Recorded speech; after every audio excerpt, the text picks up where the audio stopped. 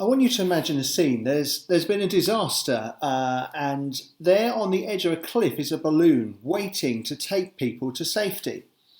There are 11 people standing there by the balloon waiting to get on. There's a doctor, there's a nurse, there's a judge, there's a taxi driver, a politician, a farmer, a biologist, a waiter, an engineer, a firefighter, and a chef. But the problem is that the balloon can only carry 6 people. Who do you put on? And who do you not put on? Because 5 people are going to have to be rejected from going on this balloon. You see, in all honesty, people reject people for their status every day. We perhaps don't like it, but people make judgments sometimes based on our status. What's your earliest experience of this? Well, maybe like me, you can remember the PE lesson when you had to pick teams. And as a young child, you might find this hard to believe, I was chubby and I wasn't very good at football. I also wasn't particularly quick. Sort of imagine a chubby baby giraffe with 2 left feet and you've probably got the picture. So in the playground, picking teams, usually I was one of the last. Usually I was rejected. Have you ever experienced that? Rejection? Well, Maya Angelou, a social commentator, once said, people will forget what you said, people will forget what you did, but they will never forget how you made them feel. You see, there can be a sense of feeling broken, feeling worthless, no purpose. You can feel that you're absolutely nothing. But what if someone was to make you feel different? What if instead of rejection, you could feel acceptance and value? So imagine in my story of the chubby giraffe, 3 years later when some of that puppy fat had worn off and that chubby giraffe had got to learn to use their feet properly and had learned how to run a bit. Imagine a PE teacher coming up and saying, I'd like you to run for the school team. And imagine the chubby kid now runs for the school team. Imagine having been chosen.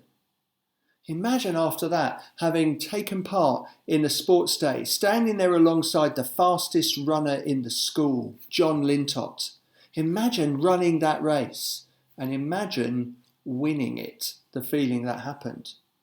True story. And all because somebody said, I choose you rather than I reject you.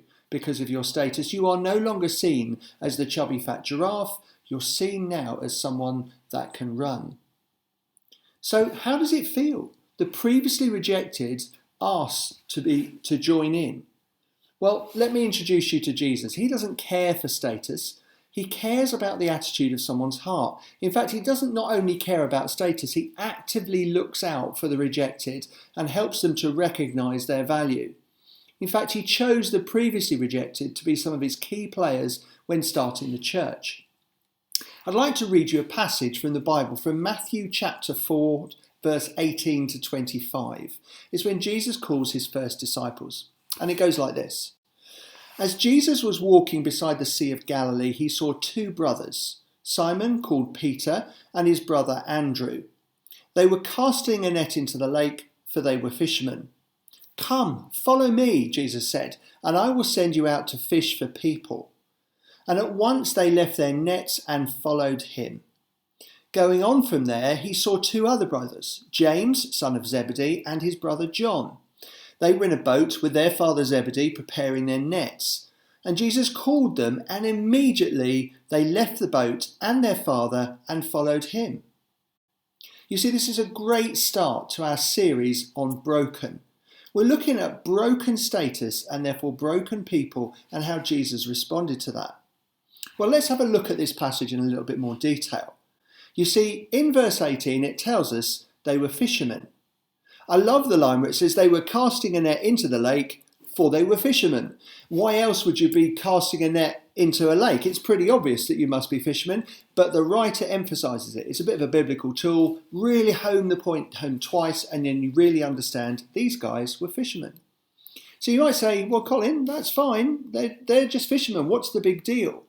Well, when you understand what happens to the males as they grew up, coming out from childhood, you can begin to see the importance of this story.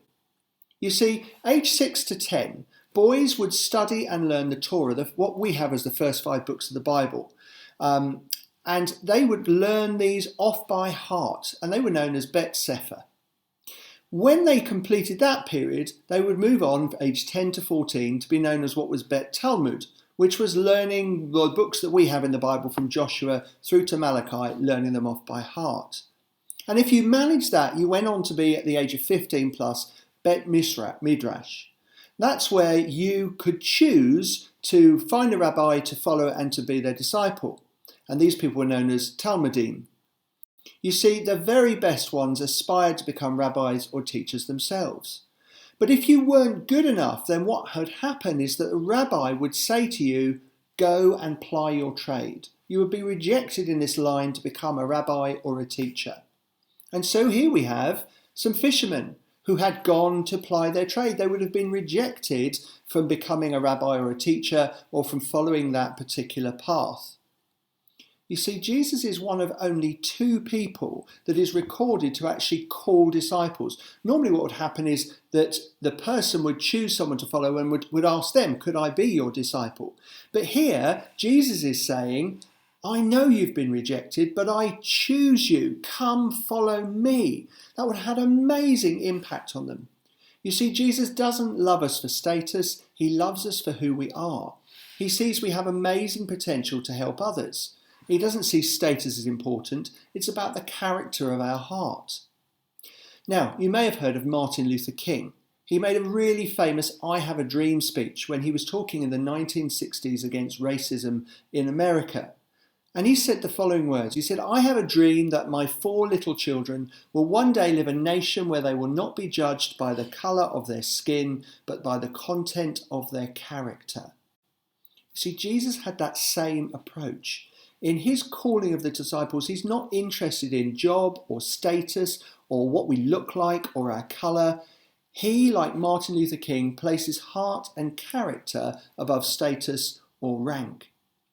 You see, in this series, you're going to see that the God who was broken and who loves the broken. And you might say, well, how has God got broken? That's talking about the fact that Jesus died on the cross. Jesus was God's son. He was in very nature God, and he died on the cross. So he was broken for us. The God who was broken loves the broken. We see that here. Jesus loved the broken, those whose status had been broken. And what he does is he invites you to use your brokenness, just as he did to the disciples, to bring hope to the broken. He said, I want you to become fishers of men to the disciples. So the God who was broken and who loves the broken invites you to use your brokenness to bring hope to the broken. Imagine no longer looking at what we're not, but looking at who we are. Imagine our rank and status as not being important. Those of us who've been rejected due to a status being broken are called to take that brokenness and to use it to help others.